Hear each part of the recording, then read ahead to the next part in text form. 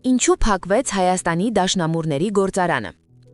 Բարի գալուստ Շահումյան կազմակերպության podcast։ Այսօր քննարկում ենք մի շատ հետաքրքիր, բայց ցավոտ թեման։ Ինչու փակվեց Երևանի դաշնամուրների գործարանը, որը երբևէ համարվում էր Հայաստանի մշակութային արդյունաբերության կարևոր օղակներից մեկը։ Բարև բոլորին։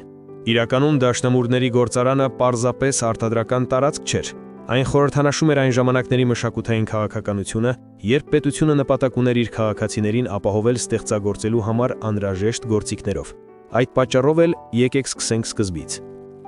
Գործարանն հիմնադրվել է 1962 թվականին Շենգավիթում, Շիրակի փողոցում։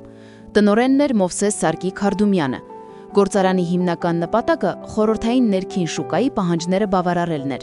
Դպրոցներ, երաժշտական ուսումնական հաստատություններ, մշակույթի տներ։ Իսկ անկախությունից հետո գործարանի գործունեությունը կտրուկ նվազեց։ Տարիներ շարունակ շենքը միայն մասնակի կամ ոչ նպատակային էր օգտագործվում, եւ 2025 թվականի դեկտեմբերի 1-ին գործարանը վերջնականապես դադարեցրեց աշխատանքը։ Լավ, եկեք անցնենք պատառներին։ Առաջին պատճառը ո՞րն էր։ Առաջինը ԽՍՀՄ փլուզումից հետո իշխանությունները չկարողացան ապահովել արտադրության շարունակականությունը։ Պետական պատվերներն անհետացան եւ գործարանն ուղղակիորեն կորցրեց իր գնորդներին։ Իսկ երկրորդ կարևոր պատճառը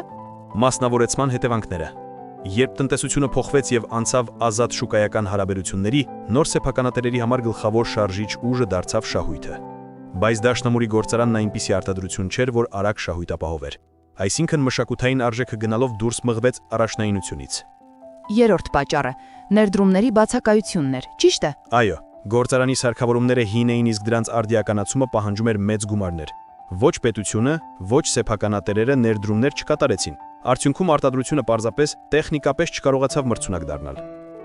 Իսկ շենքն ու տարածքը տարիներ շարունակ անօգտագործված էին։ Սա էլ կարևոր գործոն էր։ Այո, շինությունը տարիներ շարունակ ոչ լիարժեք եւ ոչ նպատակային էր օգտագործվում։ Արտադրական միջավայրը աստիճանաբար մաշվեց։ Երբեք չկատարվեցին այնպիսի վերանորոգումներ կամ վերափոխումներ, որոնք կվերակենդանացնեին արտադրությունը։ Եկեք մի ամբողջական պատկերացնենք, ինչպիսի տնտեսական մոդելի վրա էր կանգնած գործարանը խորհրդային տարիներին։ Խորհրդային միությունում գործում էր պլանային տնտեսություն։ Գործարանի գոյությունը 3 մեխանիզմով էր ապահովում։ 1. Պետական պատվերների երաշխավորված շուկա։ Պետությունն էր պատվիրատուն։ Տարեկան պլան կար, թե քանի դաշնամուր պետք է արտադրվի եւ ում կհասնի։ 2. Կենտրոնացված սուբսիդներ։ Էլեկտրաէներգիան հումքը աշխատավարձերը մասամբ ծածկում էր պետությունը։ Գործարանը բիզնես չէր, այն մշակութային նշանակության օբյեկտ էր։ 3. Մատակարարման ամբողջական ցանց։ Փայտամշակում, մեխանիկա, քիմիական լաքեր բոլորը պետական մարկադագով կառավարվում էին։ Գործարանը կախված չէր արտարժույթից կամ մասնավոր մատակարարից։ Իսկ ինչ փոխվեց անկախությունից հետո կապիտալիզմի պայմաններում։ Շատ բան։ Շուկան դարձավ որոշիչ, ոչ թե պետությունը։ Սուբսիդները վերացան եւ գործարանը մնաց ինքնուրույն։ Մասնավորեցման հետո եթե շահույթ չկար, տարածքը պարզապես վաճառվում էր կամ վերածվում էր պահեստի, գարաժի կամ առևտրային տարածքի։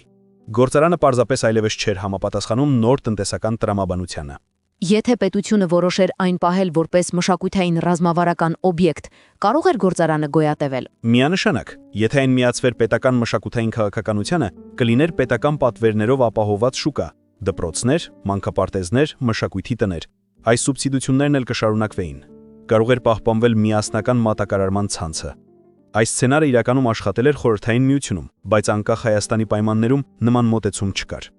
Այսպիսով, Երևանի դաշնամուրների գործարանի փակումը մեկ պատճառ չուներ։ Այն տնտեսական համակարգի փոփոխության, ներդրումների բացակայության, շուկայի կորստի եւ մշակութային քաղաքականության թուլացման համադրություն էր։ Այո, եւ սա միայն մեկ օրինակ է, թե ինչպես անցումային տնտեսությունը կարող էր քայքայել մշակութային արդյունաբերությունը։ Շնորհակալ ենք, որ միացաք Շահումյան կազմակերպության podcast-ին։ Հետևեք Շահումյան կազմակերպության ալիքը առաջիկա թեմաների եւ վերլուծության համար։